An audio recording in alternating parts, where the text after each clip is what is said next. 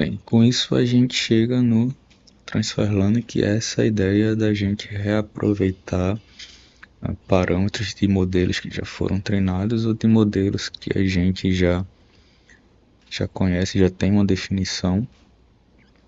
Então a ideia do Transfer Learning é a gente aproveitar features que já foram aprendidas a partir de outro dataset, a partir de outro treinamento, para otimizar o treinamento do novo modelo. A gente ter menos tempo para o modelo chegar na convergência, porque ele já aprendeu um quantity features inicial, ou até mesmo se a gente tem um novo dataset que ele é limitado, ele tem poucas quantidades de exemplos, a gente pode aproveitar características que já foram extraídas de um dataset maior para poder treinar o nosso modelo e tentar obter um bom resultado.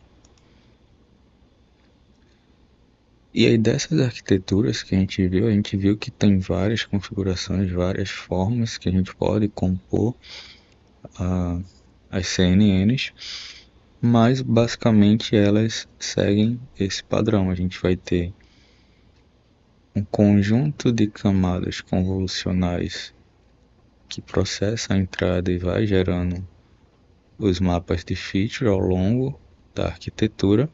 E aí essa parte inicial, ela vai ser, a gente interpreta ela como aprendizado de features ou extrator de características.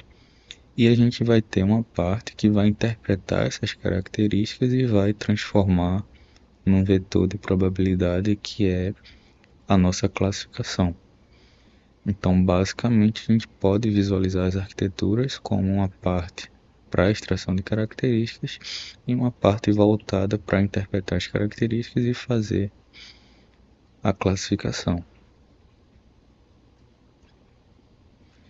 E a gente viu que para treinar esses modelos, como são modelos profundos que têm uma quantidade muito grande de parâmetros, então, se a gente olhar a ResNet, que tem 152 camadas, quase 60 milhões de parâmetros, eu tenho muito parâmetro para otimizar, eu preciso de muito exemplo para aprender as características do problema, as características do dataset. Então a gente precisa de um conjunto de imagens que seja grande o suficiente para a gente treinar o modelo. E geralmente a gente quer aplicar esses modelos em uma aplicação de domínio específico, onde a gente não tem um conjunto de dados grande o suficiente para treinar, ou a gente não tem informação necessária para otimizar o modelo e mapear com fidelidade a distribuição de teste que a gente quer alcançar. E aí a gente pode usar essa ideia de aproveitar as características que já foram aprendidas pelo modelo para uma tarefa anterior. E aí quanto mais próxima essa tarefa for do alvo da nova aplicação, melhor vai ser o resultado, porque ele já extraiu características semelhantes daquele dataset que a gente usou previamente. E a ideia de Transfer Learning é basicamente essa: a gente tem um dataset genérico e a gente realiza o treinamento no modelo que tem uma parte para extração de características e tem uma parte para fazer a classificação. E aí, uma vez que a gente salva esse modelo, que a gente tem lá o que representa o modelo é a arquitetura, a configuração da arquitetura, a especificação das camadas, do número de filtros, do tamanho das convoluções e o conjunto de parâmetros para cada uma dessas camadas. E aí, se a gente vai fazer um novo treinamento, seja para um outro problema ou para um outro dataset, mas vai usar a mesma arquitetura, então a gente pode aproveitar esse conjunto de parâmetros que a gente já tem, que a gente salvou quando treinou o modelo previamente. E aí uma forma de fazer isso é, se a gente tem, por exemplo, nesse caso, um dataset reduzido, então aqui eu tinha um dataset grande, eu consegui treinar esse modelo, e aí eu quero usar esse modelo para classificar agora em outro dataset, só que ele é pequeno. Então a forma de fazer isso é, a gente já tem um conjunto de parâmetros do extrator de características que a gente treinou previamente, a gente carrega esse conjunto de parâmetros no modelo novo que a gente vai treinar e congela esses pesos, a gente congela esses parâmetros, eles não vão ser alterados durante o treinamento. A gente vai aproveitar todas as features que foram aprendidas anteriormente e só vai otimizar o classificador para aprender a interpretar essas características para o novo conjunto de classes que a gente vai ter aqui nesse novo dataset. E aí, qual o benefício disso? O benefício é que a gente vai ter menos parâmetros para otimizar, então a gente só vai precisar otimizar os parâmetros do classificador, basicamente todos os parâmetros das camadas de extração de características elas vão estar congelados, e aí o treinamento ele vai acontecer mais rapidamente, porque a gente tem menos parâmetros a otimizar e executa o treino de forma mais eficiente. Da mesma forma, se esse dataset, mesmo sendo um outro problema, mas ele conter classes similares ao dataset anterior, então, por exemplo, esse dataset genérico era um dataset que tinha imagens de carros genéricos de uma certa região e a gente tinha um conjunto muito grande de imagens. E aí a gente quer classificar nesse novo dataset que é imagens de um domínio mais restrito, imagens de ônibus. Então, mesmo sendo um dataset diferente, um ônibus e um carro têm características que são compartilhadas entre eles. Então vai ter roda, vai ter o farol, vai ter as janelas. E a gente pode aproveitar essas características para utilizar nesse novo modelo. A gente só vai atualizar o classificador para interpretar essas features de forma correta para esse novo domínio que eu estou olhando agora. E aí essa ideia, a gente aproveita as features extraídas a partir de um treinamento com um dataset maior e aplica em um novo treinamento. E aí a gente aproveita as camadas iniciais que vão extrair features de baixo nível e a gente precisa só treinar a camada de classificação para ajustar as predições.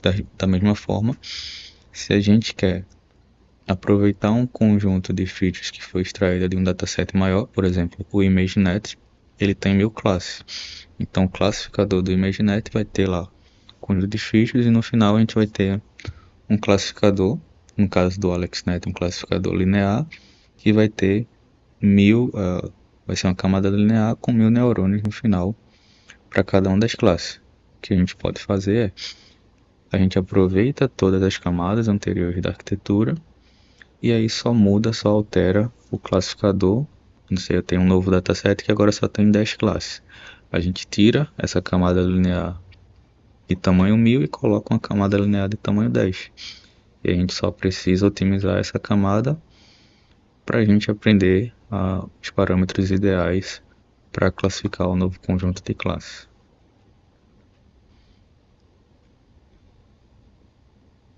E aí essa é a ideia aqui, a gente tem um conjunto de parâmetros nas camadas iniciais de um dataset fonte, e aí a gente copia esses parâmetros, a gente congela eles, não vai otimizar, e aí pode treinar só as camadas finais. Da mesma forma, a gente pode escolher quantas camadas elas vão ser treinadas. Eu não preciso só treinar a última. Posso treinar a última e a anterior, ou assim sucessivamente.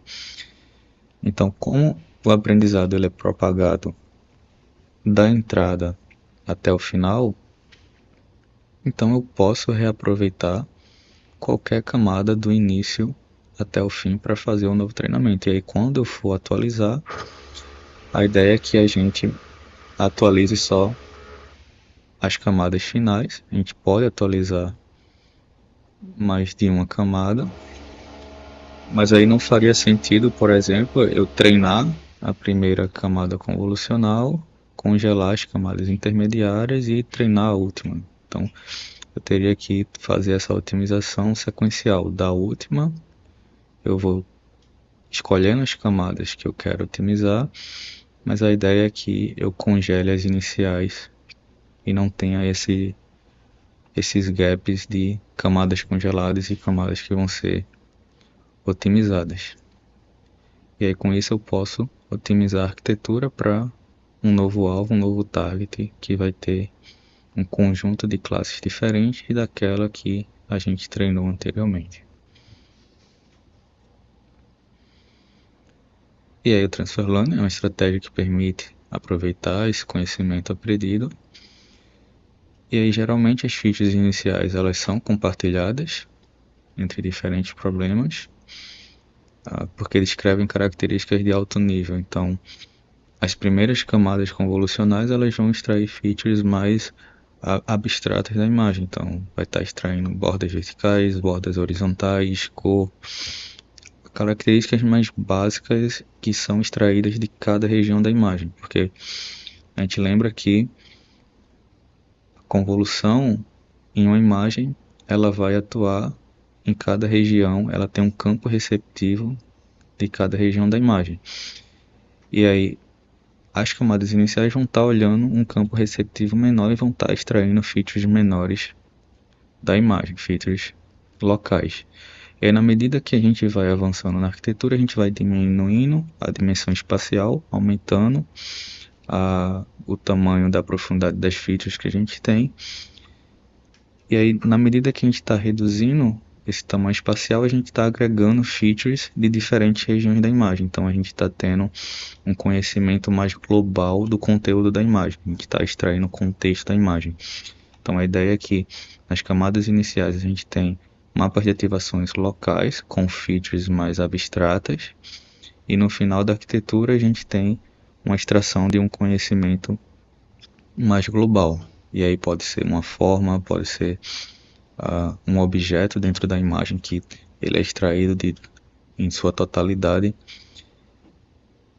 E aí, como a maioria dos datasets em visão eles compartilham essas características iniciais, a gente pode aproveitar essas camadas iniciais para já iniciar um modelo com o treinamento já realizado. E aí, o Transfer Learning ele vai ajudar a diminuir o custo e o tempo de treinamento, e a gente pode realizar esse Transfer Learning de diferentes formas. E aí vai depender do tipo do modelo, do tamanho do dataset que a gente tem ou do tipo do dataset. E uma forma de Transfer Learning que a gente viu a gente tem a arquitetura, a camada que extrai características, o classificador, e a gente pode extrair todas as convoluções, todas as camadas que extraem características e treinar só o classificador no final. E é isso é ideal quando a gente tem um dataset pequeno, ou se a gente tem um dataset muito similar ao dataset fonte. Então, basicamente, as features que a gente está extraindo vai ser a mesma que a gente está querendo otimizar. E aí, para esses casos, a gente treina só o classificador.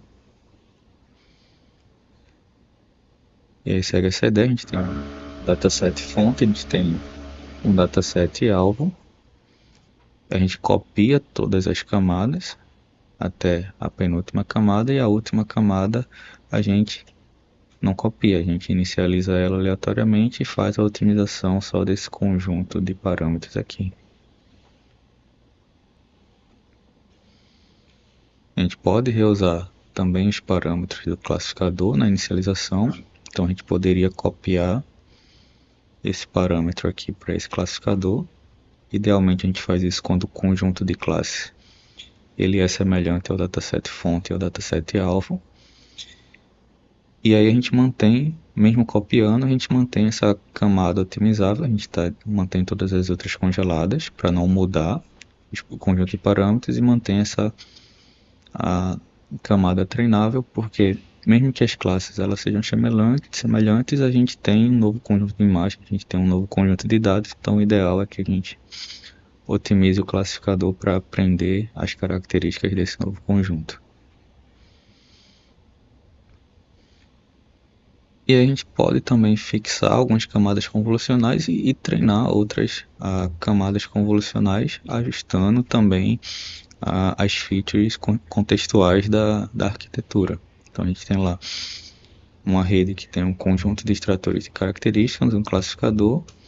A gente pode manter as camadas iniciais congeladas, a gente não vai alterar esses parâmetros, e aí escolhe um subconjunto final desse extrator de características para ser otimizado junto com o classificador. E a gente pode seguir o mesmo esquema, pode deixar pode copiar os parâmetros aqui nessa parte inicial das camadas de extração de características, iniciar o final aleatoriamente, ou pode fazer a cópia também dessas características e deixar as camadas otimizáveis. A gente atualizar os parâmetros dessa camada durante o treinamento. Ou se a gente tem um dataset grande também, num domínio específico, a gente tem muita imagem, tem um conjunto considerável de informação que é equivalente ao que a gente treinou anteriormente, a gente pode deixar a arquitetura toda otimizável, a gente pode alterar a parte de extração de características do classificador e a gente vai utilizar esses pesos que foram treinados anteriormente só para iniciar a rede, para a gente não iniciar aleatoriamente. E isso não é tão utilizado, porque se a gente tem um dataset grande, a gente já consegue otimizar a arquitetura de uma forma bem eficiente. Mas, de toda forma, se a gente já inicializa de uma forma que não é aleatória, a gente está aproveitando já alguma informação que já foi aprendida pelo modelo a extrair algum tipo de dado ou algum tipo de informação, e pode diminuir o tempo que o modelo vai levar para ficar treinando e convergir nesse novo dataset. E aí tem um exemplo aqui dessas formas de transfer learning. Então, se a gente tem muitas imagens, a gente pode treinar a arquitetura inteira e aí só atualiza a camada de classificação. A gente atualiza todas as features que vão extrair características e o classificador. Se a gente tem poucas imagens, a gente pode congelar as camadas de extração de características e atualiza só o classificador. Ou se a gente tem um conjunto médio de imagens ou quer atualizar algumas camadas que extraem características, a gente pode congelar só na parte inicial da arquitetura e otimizar outra, as camadas finais do extrator de características e do classificador. Ou até mesmo se a gente tem um dataset pequeno que tem um conjunto diferente de classes, a gente pode reaproveitar as camadas que extraem as features e só mudar o tamanho do classificador. E a gente otimiza só o classificador. Então vamos ver aqui esse exemplo simples com transfer learning, né? Transferência de aprendizado. Então qual é a ideia? A gente quer usar esse dataset que está disponível aqui, que ele faz a classificação de imagens de abelha e formiga. Então a gente tem duas classes. E a gente vê aqui as imagens. A gente tem alguns exemplos da classe formiga, certo?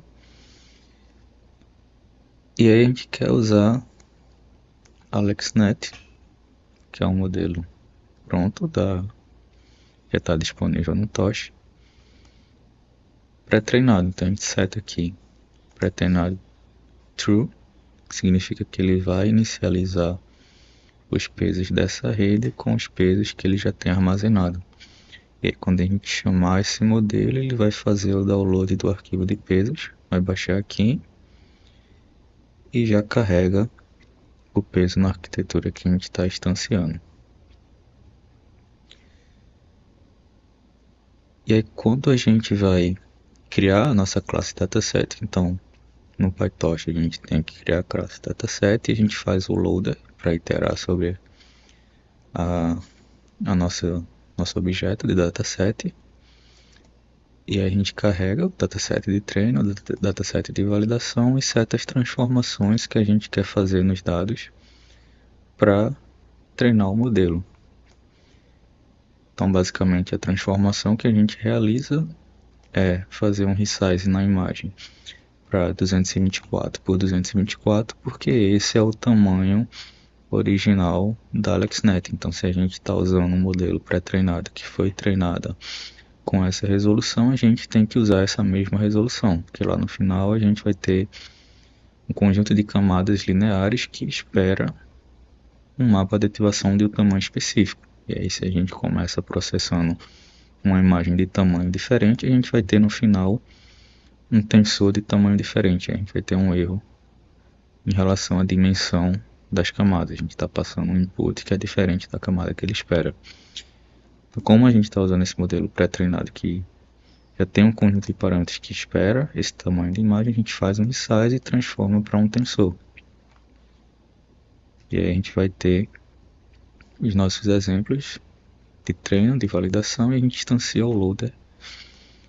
E aí seta o batch size para 20, a gente vai processar 20 exemplos em paralelo durante uma iteração para fazer a otimização.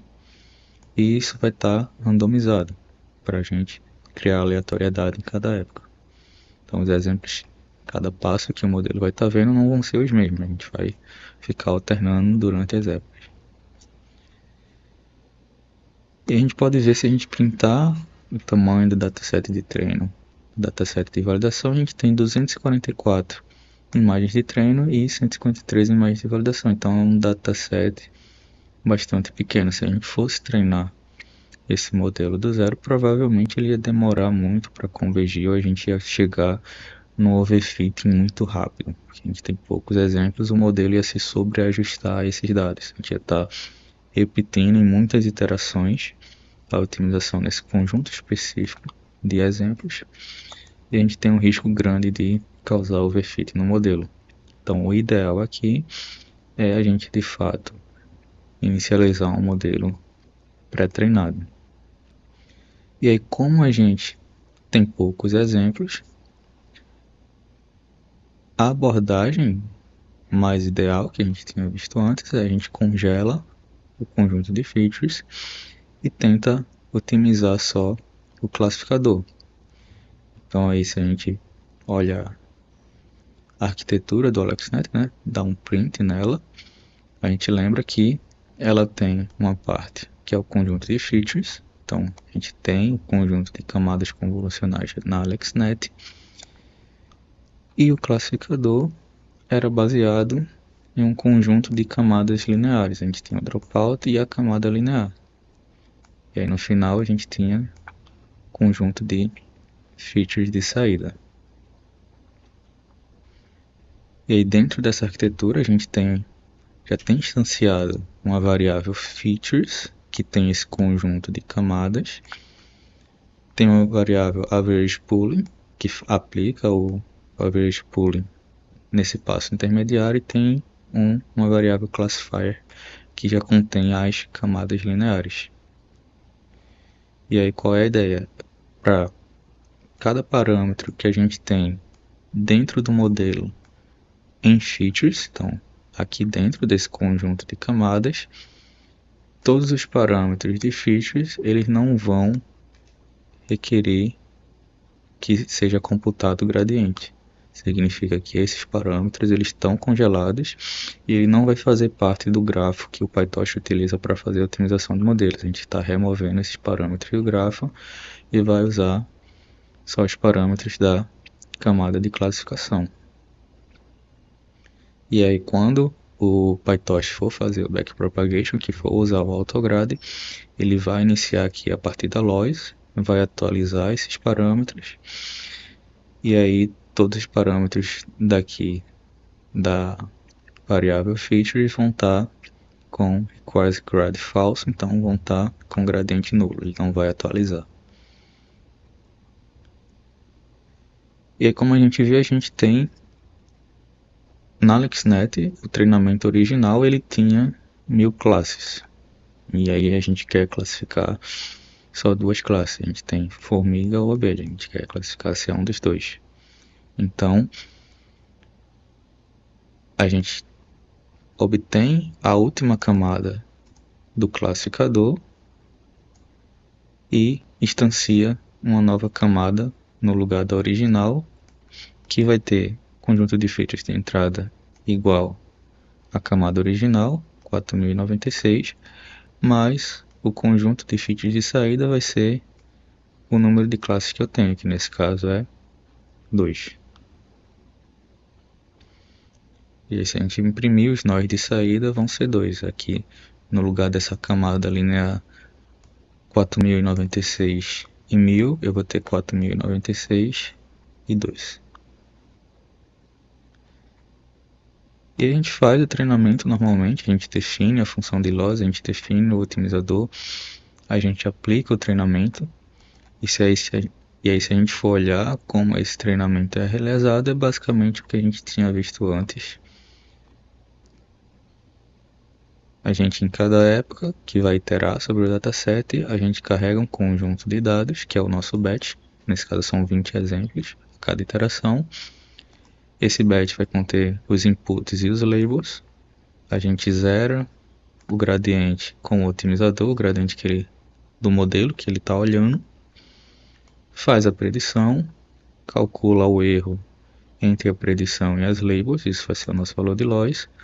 A partir do loss a gente faz o backward, faz a propagação, começa a computar os gradientes e com o otimizador ponto step a gente atualiza os pesos do modelo. Então a gente vai seguindo isso aqui e faz o treinamento da nossa arquitetura atualizada.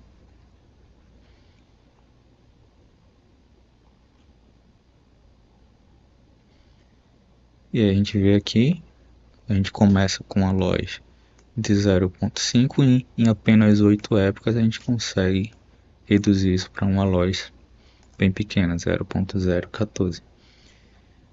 E aí, se a gente não tivesse feito essa inicialização com o transfer-learning, provavelmente essa loss iniciaria bem maior e o tempo para reduzir, o tempo para atualizar, como a gente estaria iniciando o modelo com parâmetros aleatórios, ele seria bem maior.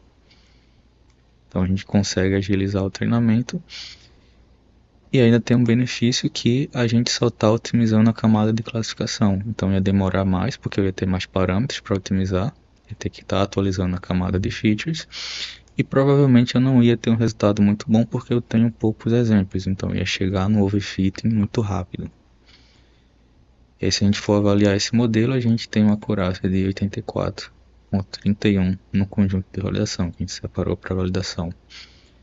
E aí, para esse exemplo, por exemplo, ele prediz com a probabilidade de 99,5 que essa é uma imagem que tem uma formiga. Então, é uma confiança bastante alta que ele tem para esse exemplo. E aí vocês podem testar depois se a gente não inicializasse essa arquitetura, se inicializasse do zero o AlexNet sem os dados pré-treinados, o que é que ia acontecer com esse treinamento. A gente provavelmente não ia conseguir essa acurácia de 84,31 no conjunto de teste. E aí um outro ponto interessante também da gente avaliar dentro do treinamento dessas redes convolucionais é a questão do augmentation. Então, a gente viu na semana anterior que tinha algumas diferenças de resultados que a gente poderia obter se a distribuição de treino ela for diferente da nossa distribuição de teste. Então, se a gente não tem uma distribuição de treino que mapeia os exemplos que eu vou ter no teste, eu posso ter um resultado muito ruim. Da mesma forma, nesse exemplo que a gente viu agora, a gente tinha um dataset pequeno e conseguiu melhorar o resultado fazendo transfer learning. Mas a gente pode também aumentar o número de exemplos para aumentar a variabilidade do dataset que eu tenho. Então, posso simular a geração de algumas imagens para tentar aumentar a robustez do modelo para variações que a gente não tem incluídas no nosso conjunto que está sendo utilizado para fazer a otimização dos pesos. E aí o Data Augmentation a gente tem esse objetivo de aumentar a quantidade de imagens e aumentar a robustez do modelo para possíveis ruídos. Então a ideia é basicamente que a gente vai ter uma imagem que a gente vai estar utilizando no treinamento, então a gente aplica uma série de transformações aleatórias nessa imagem. E aí a imagem original ela vai ser alterada para uma imagem diferente do que a gente tinha no dataset originalmente. E se a gente lembrar, quando a gente faz o carregamento, por causa da nossa limitação de memória, a gente não vê o dataset inteiro de uma vez, a gente vê em batches. Então eu aplico Augmentation com uma certa probabilidade. Eu tenho um conjunto de operações que eu vou estar sendo que eu vou estar aplicando com uma certa probabilidade, então não é sempre que eu vou estar aplicando, e não é para todas as imagens que eu vou aplicar todas as operações. E aí, seguindo essa ideia, quando eu carregar um bash, eu vou ter um conjunto de exemplos que eu vou aplicar um augmentation, eu vou alterar esse conjunto de exemplos, e eu vou fazer isso até completar todo o dataset, completar uma época inteira. Eu passei por todo o dataset. E aí, na próxima época, quando eu for treinar novamente, as operações que vão ser aplicadas naquele primeiro batch não vai ser a mesma que eu apliquei na época anterior. Eu vou aplicar uma operação diferente porque ela vai ter uma probabilidade de acontecer ou não. E com essa ideia, a gente está inserindo, é como se o modelo ele estivesse vendo um exemplo novo. A gente não está replicando, não está repetindo o treinamento com a mesma informação que a gente passou na época anterior. A gente está alterando a informação para fazer o modelo aprender mais características daquela imagem. A gente tem uma variação da imagem original e aí o modelo vai focar em características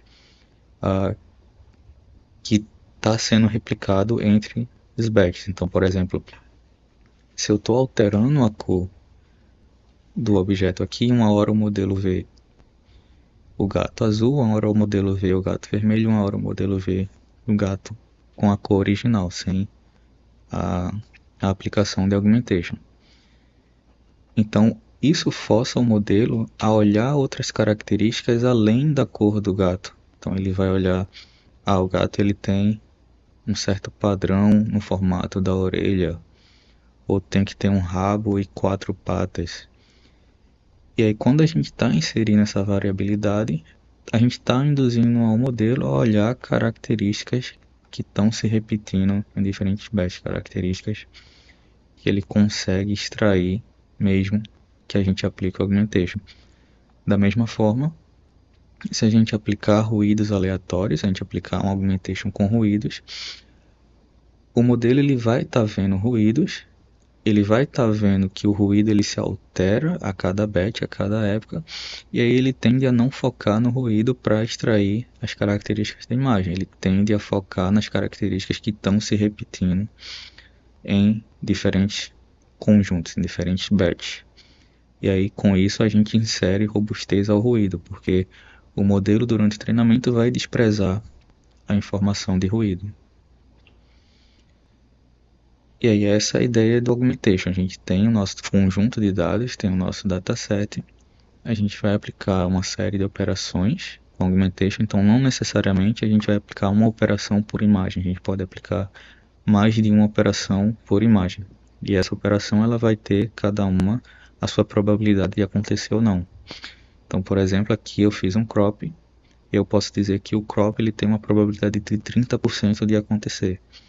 Então, para o conjunto de dados que eu estou olhando, só 30% dos exemplos já está com o crop aplicado. Da mesma forma, se eu for alterar a cor, eu defino a probabilidade em que eu estou alterando a cor e quais são esses parâmetros que eu vou alterar a cor. Se eu vou aumentar a saturação, se eu vou diminuir a iluminação da imagem e assim sucessivamente.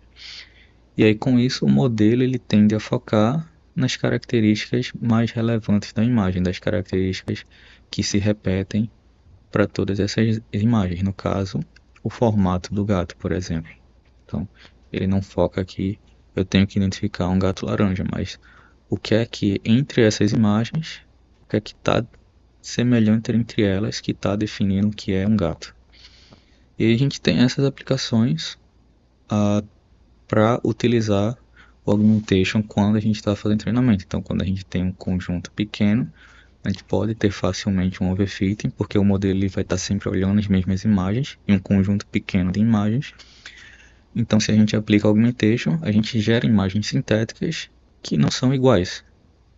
A informação é a mesma, o objeto é o mesmo, mas tem certas características da imagem que diferem do que ele já viu antes. Então, ele tende a tentar otimizar para focar em características mais relevantes da imagem. Então, quando o conjunto de treinamento também não mapeia adequadamente o conjunto alvo, então, por exemplo, aqui nesse caso, se a gente está detectando caos em vias, a gente pode ter um dataset que foi treinado, a gente usou um dataset que foi treinado num horário específico, num dia específico. Então aquele conjunto de imagens vai estar com a iluminação específica, com um ambiente específico. E aí quando a gente for testar, por exemplo, a gente treinou só com imagens que estava com o dia ensolarado. E aí teve um dia que a gente foi usar um modelo e estava um dia chuvoso. Então a gente pode ver que a informação que a gente tem na imagem, ela se altera completamente. Tende a ser uma imagem mais escura, fica com gotas de água na câmera. Os faróis dos carros geralmente ficam mais ligados do que num dia ensolarado. Então a gente tem mudanças da distribuição que não estão mapeadas no treino. E aí, com Augmentation, por exemplo, a gente poderia inserir ruídos que simulassem essas gotas de água ou diminuir a iluminação da imagem para deixar semelhante a um dia mais escuro. E aí com essas variações a gente vai deixando o modelo mais robusto à variação das distribuições de treino e de teste. E aí para aplicar o Data Augmentation, efetivamente a gente tem que entender quais transformações elas fazem sentido no domínio que a gente está avaliando, no domínio que a gente está aplicando. Que não é porque a gente tem um conjunto de várias operações que a gente pode utilizar que a gente vai aplicar essas operações aleatoriamente, sem entender o domínio da aplicação que a gente está avaliando. Então, nesse exemplo aqui, o vertical flip ele pode não ser uma operação interessante para treinar um modelo que identifica carros a partir de uma câmera acoplada no automóvel. A gente tem a aplicação que eu estou identificando carros, então o vertical flip ele vai inverter a imagem, ele vai fazer um flip vertical e tudo que está em cima vai estar por baixo da imagem e o que está embaixo vai ficar informação em cima. Ele vai fazer esse giro na imagem. E aí a gente não espera que no caso real a gente tenha esse flip ele ocorra. O céu ele não vai estar embaixo da câmera e a estrada também não vai estar em cima. A gente espera que a estrada ela sempre esteja embaixo, o céu ele sempre esteja em cima. A não ser que o carro vire e aí fique invertido. Mas aí, numa situação normal, que a gente quer que o modelo opere, a gente não quer essa situação. E aí não faz sentido a gente usar o vertical flip para treinar o modelo, mas talvez faça sentido aplicar uma augmentation de cor, porque pode ser frequente essa mudança de iluminação, dependendo do horário do dia, se eu estou andando pela manhã, se eu estou andando pela tarde ou à noite, ou se o dia está ensolarado ou chuvoso. Então essa variação de iluminação ela é mais frequente de ocorrer, então provavelmente uma augmentation que eu vou aplicar para esse cenário. E aqui tem alguns exemplos de operação de augmentation que a gente pode utilizar. Então, por exemplo, a gente pode utilizar o blur, a gente vai ter uma imagem com uma definição boa e a gente aplica o filtro de blur para borrar a imagem. E isso pode simular, por exemplo, um caso que eu tenho movimento, porque se a gente tira uma fotografia e o objeto está se mexendo, se a gente faz o movimento da câmera, então pode acontecer da imagem ela ficar borrada por causa desse movimento. E aí um blur, por exemplo, se a gente não tem essa informação no dataset, se a gente aplicar um blur a gente pode simular esse caso. Tem o caso do flip, por exemplo, a gente vai inverter as informações da imagem. Nesse caso a gente tem um flip vertical, mas a gente pode fazer horizontal também em relação ao eixo X, o eixo horizontal ou o eixo vertical. Então, se a gente espera que na aplicação a gente possa ter uma imagem que a ordem da informação ela vai estar flipada, ela vai estar alterada, então a gente pode aplicar essa operação de flip. Ruído de cor, a gente pode alterar os parâmetros de iluminação da imagem, alterar as características de cor aleatoriamente, então a gente define os parâmetros que a gente quer alterar e aplica com uma certa probabilidade. Tem o crop também, então a gente pode fazer crop de certas regiões da imagem. E aí isso eficiente, por exemplo, quando a gente quer identificar objetos que estão em diferentes escalas. Então a gente pode fazer um crop e focar num objeto específico, ou se a gente quer treinar um modelo que classifica baseado em regiões. Então a gente faz o crop e passa, ao invés da imagem inteira, a gente passa os patches dessas imagens que foram recortadas. Ou simplesmente, se a gente quer excluir alguma informação ou focar na informação específica, a gente pode também fazer o crop na imagem. Mesmo caso para rotação, a gente pode rotacionar a imagem em diferentes graus e a gente vai ter a mesma informação em diferentes angulações. E aí o modelo vai aprender que numa aplicação eu posso ter essas rotações, podem acontecer de eu ter uma imagem que não está alinhada. E aí tem a definição de pipeline. Então, como a gente conversou anteriormente, os augmentations eles são aplicados aleatoriamente em cada batch e cada nova época altera os exemplos de uma forma diferente. E a gente escolhe as operações realizadas de acordo com o problema que estamos avaliando. Então, para uma imagem, eu vou ter um conjunto de operações que vai ser aplicada nessa imagem ao mesmo tempo. Então, pode ser uma, pode ser duas ou pode ser N operações que estão sendo aplicadas na imagem. Aí eu posso distorcer a cor, inserir ruído na imagem, rotacionar, distorcer a imagem, causar blur, e aí isso vai ser aplicado com uma certa probabilidade. Então, quando a gente está treinando o modelo, geralmente a gente define um pipeline de augmentation, a gente define quais operações vão ser aplicadas para o dataset que eu estou usando para treinar. E aí a gente já tem várias dessas operações já implementadas nos frameworks de Deep Learning, Machine Learning. Um exemplo é a biblioteca Transformers do PyTorch. Então a gente tem augmentation relacionado à geometria, que vai fazer o resize, vai distorcer a imagem, vai fazer resizes aleatórios. A gente pode definir um tamanho específico, mas a gente pode também definir resizes com tamanhos aleatórios. Tem augmentations de cropping, que a gente vai fazer o cropping, então pode ser um crop central, pode ser um crop aleatório, pode dividir a imagem em 5 partes, em 10 partes. E aí tem vários outros augmentations, tem augmentations de distorção, tem augmentations que alteram a distribuição de cor da imagem. E a gente pode aplicar esses augmentations em sequência para modificar a informação que a gente tem no dataset. E a gente tem essa biblioteca Transformers que faz exatamente isso. Então ele vai aplicar operações que são comuns em visão computacional para treinar um modelo em diferentes tarefas.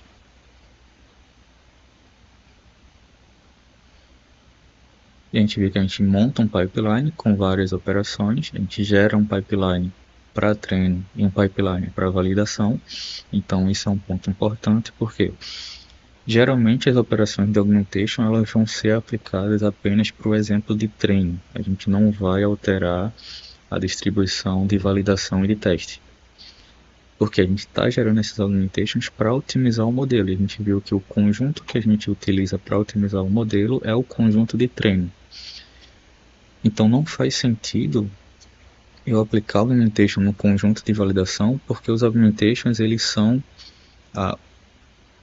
a ideia do augmentation é a gente melhorar o resultado do treinamento para o nosso conjunto de validação. Então a gente está aumentando o conjunto de treino para que ele tenha um bom resultado no conjunto de validação. Então esse é o objetivo do augmentation. Ter um bom resultado no conjunto de validação e no conjunto de teste, onde a gente quer aplicar o modelo. E aí se a gente aplica a augmentation no conjunto de validação, a gente está alterando a nossa distribuição alvo, está alterando a distribuição que a gente quer que o modelo ele opere. E aí não faz sentido a gente aplicar a augmentation no conjunto de validação. A gente está deixando o conjunto de teste mais complexo do que ele deveria ser. E aí essas transformações que alteram as propriedades dos dados, elas devem ser aplicadas no conjunto de treino. Entretanto, tem transformações que a gente pode aplicar no conjunto de validação. Por exemplo, se a gente treina um modelo que recebe imagens com valores entre 0 e 1, então uma imagem normalizada entre 0 e 1, a gente no teste não vai passar uma imagem que vai de 0 a 255. A gente tem que transformar essa imagem para 0 em 1 para a gente ter um range similar ao que a gente usou no treinamento. Ou da mesma forma, se o modelo ele espera um tipo específico de dado para entrada, por exemplo, a gente pode carregar uma imagem com o PCV, a gente pode carregar uma imagem com o PIL para o Python, mas aí o modelo ele foi treinado com um tensor do PyTorch. E a gente faz essa transformação, transforma do OpenCV para tensor. E a gente pode dar essa entrada para a rede. Então, as operações que a gente aplica na validação, no conjunto de validação e no conjunto de testes são operações que a gente já definiu a priori que é um requisito do modelo, mas não é operação que está alterando a propriedade do dado. A gente só está normalizando um dado, alterando o tipo. A gente não está mudando a informação que está ali dentro. Já no Augmentation, a gente pode usar essas informações que alteram as propriedades dos dados, desde que elas façam sentido para o que a gente está querendo treinar. E aí no PyTorch a gente já tem essa classe Compose que faz o pipeline da gente. Então, se a gente instancia o transform Compose, a gente já pode listar um conjunto de operações que o PyTorch vai estar fazendo o Augmentation com essa lista. Então, ao invés de passar cada operação e fazer cada operação em sequência, a gente só passa essa lista de operações e aí ele já aplica no nosso dataset. Da mesma forma, se a gente criar uma classe dataset que herda da classe dataset do PyTorch, a gente pode definir lá dentro, quando a gente for carregar o dado, quando a gente for instanciar a imagem e o target, a gente já pode instanciar lá dentro augmentations específicos que a gente quer gerar. Então a gente pode fazer augmentations customizáveis também lá dentro. E aí tem vários tipos, a gente compôs esses dados, tem o Compose que sempre aplica as transformações, ou a gente pode ter a aplicação aleatória dada uma probabilidade, ou escolher as operações aleatoriamente. Então a gente tem todas essas formas de pipeline, composição de augmentation dentro do PyTorch. E aí só um detalhe importante a gente lembrar, o Torch Vision ele funciona apenas para manipulação de imagens PIL. Essa biblioteca Transforms ele só vai atuar com PIL imagens.